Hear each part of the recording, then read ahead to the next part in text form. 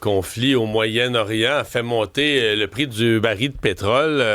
Pétrole qui, semble-t-il, oui, on le sait, est un ingrédient important de l'asphalte, assez important pour qu'on nous prépare à ce que les prix de l'asphalte vont augmenter. On nous dit ce matin, même le prix de réparer les nids de poules est en train d'augmenter. Frédéric Noël est président de Bitume Québec. Bonjour, M. Noël.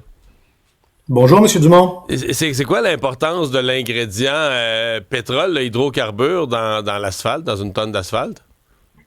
En fait, c'est un peu comme c'est la colle du produit, hein. Sans bitume qui provient du pétrole, ben on n'arrive pas à garder tous les matériaux liés, ben on va avoir une route de gravier, hein, malheureusement. Donc, ce qu'on fait aujourd'hui, c'est qu'on utilise le bitume pour lier tous les granulats ensemble, et ça représente environ 5%, grosso modo, là, d'un mélange d'asphalte, provient du bitume. Et pour fabriquer le bitume, nécessairement... C'est plus que 5% du prix, là, parce que la garnotte, la petite roche, le reste coûte moins cher, donc c'est plus que 5% du prix. Absolument, tout à fait. Le bitume actuellement, là, c'est un prix qui est référencé par le ministère des Transports, et quand le prix varie d'un mois à l'autre, il est monitoré par le ministère des Transports et il est dans les contrats un peu. C'est-à-dire que il paye pas nécessairement le prix qui est indiqué, mais l'augmentation du prix ou la diminution du prix de mois en mois va faire ajuster les prix de contrat qu'on a avec, par exemple, le MTQ.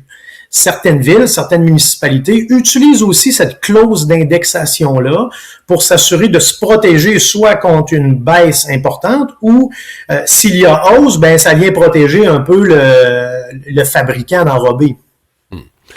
Une ville qui signe aujourd'hui un contrat pour faire réparer une route là, qui a besoin d'asphalte va payer plus cher qu'elle aurait payé en février dernier?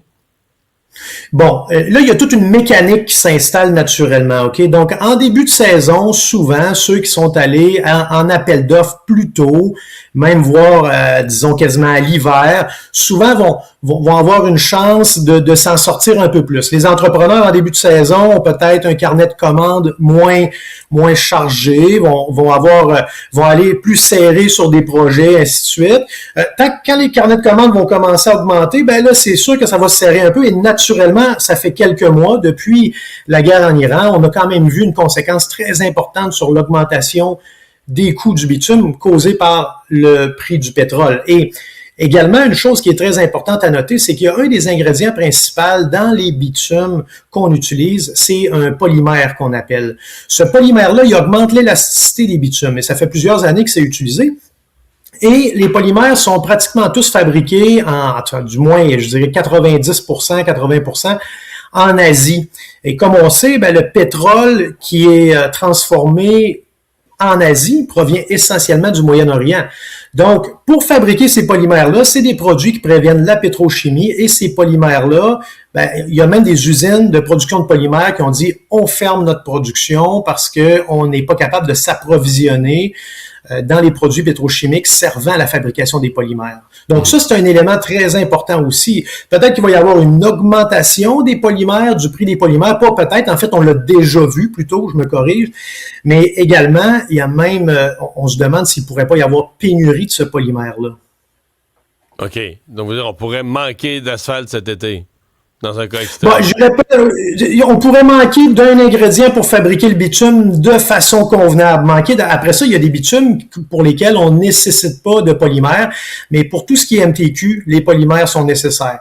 Donc, je dirais pas qu'on en manquerait, mais je dirais que peut-être que ça va créer une pression vers la hausse pour les prix, naturellement. Mais chez Bitume Québec, là, la hausse du bitume, c'est pas nouveau. Je veux dire, on voit des fluctuations. Une hausse aussi importante en peu de temps, ça c'est nouveau, mais on a des solutions pour ça, pour diminuer les coûts et diminuer tout ce qui est augmentation de prix. Est-ce que la solution pour diminuer les coûts en général, c'est parce qu'on entend beaucoup ça, c'est une asphalte de moindre qualité. Les gens ont l'impression que les travaux durent pas longtemps, ça fissure, ça troue, ça défonce. D'abord, double question. Est-ce qu'une des solutions pour baisser les coûts, c'est une moindre qualité d'asphalte? Puis est-ce qu'au Québec, en général, on a une moindre qualité d'asphalte que chez nos voisins en Ontario ou ailleurs?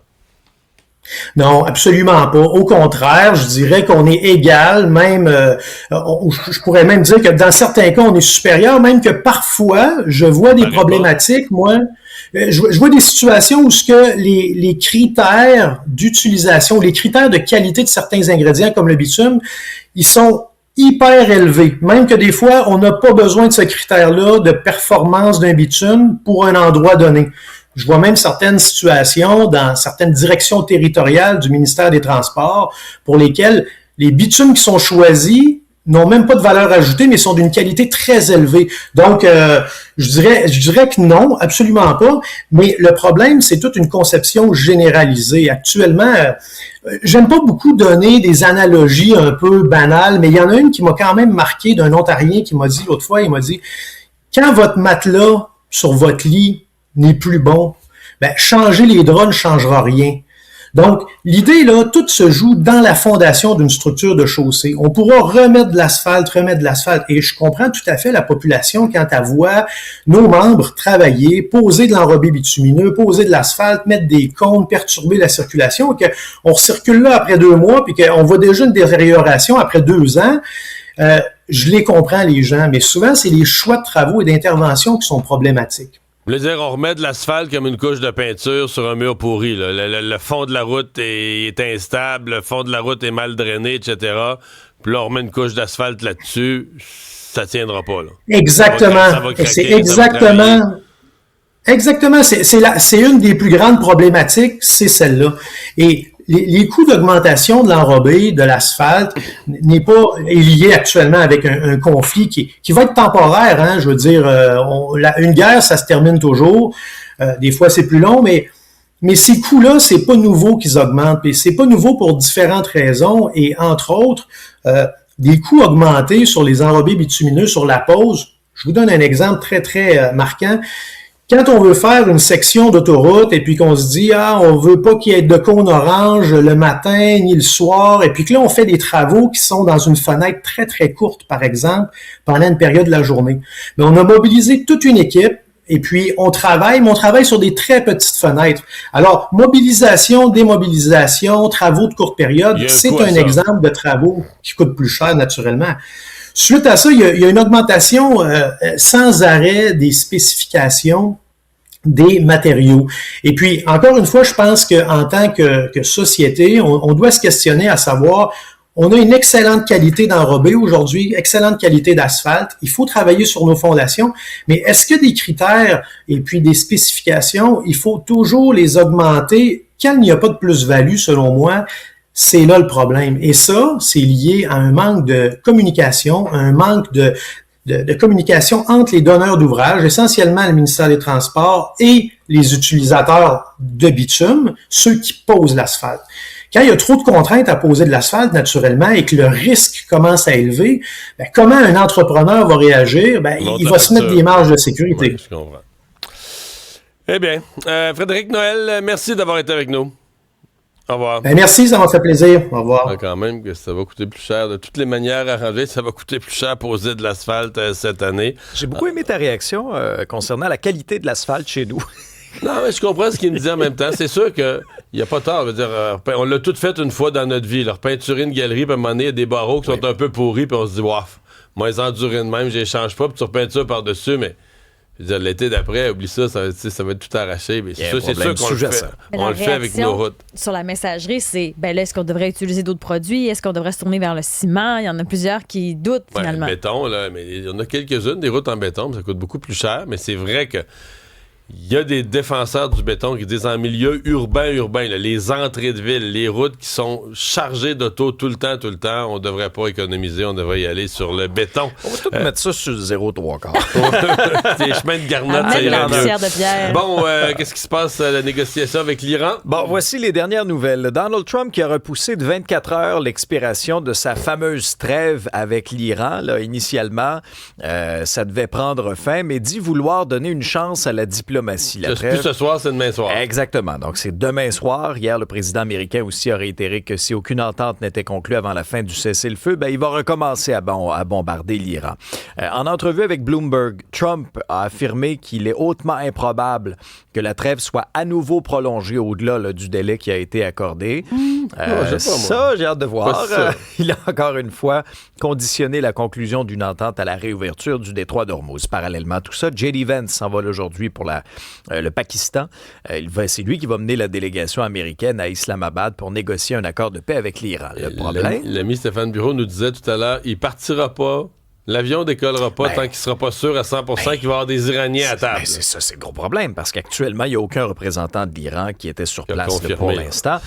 Dans les marchés boursiers, par contre, il y a un peu d'optimisme là, aujourd'hui face au report de cette trêve-là de 24 heures. Le Dow Jones, dans les transactions d'avant ouverture de marché, sera en progression de 0,7%.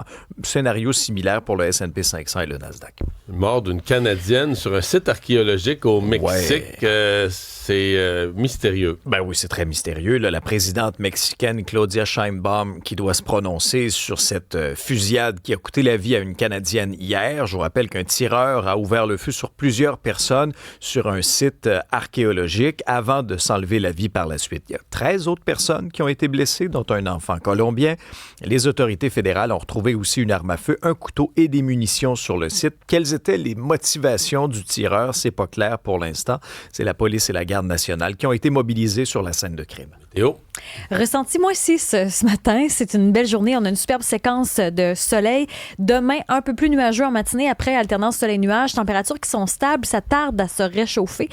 11 degrés là, pour les prochains jours. Va falloir attendre à la fin de semaine avant d'avoir des 15-17 degrés. C'est comme si on retarde le moment d'avoir un peu de chaleur. Mais on va regagner nos valeurs saisonnières. La ce temps-ci de l'année, on devrait avoir un 12-13 en après-midi. C'est presque ça qu'on aura pour le reste de la semaine.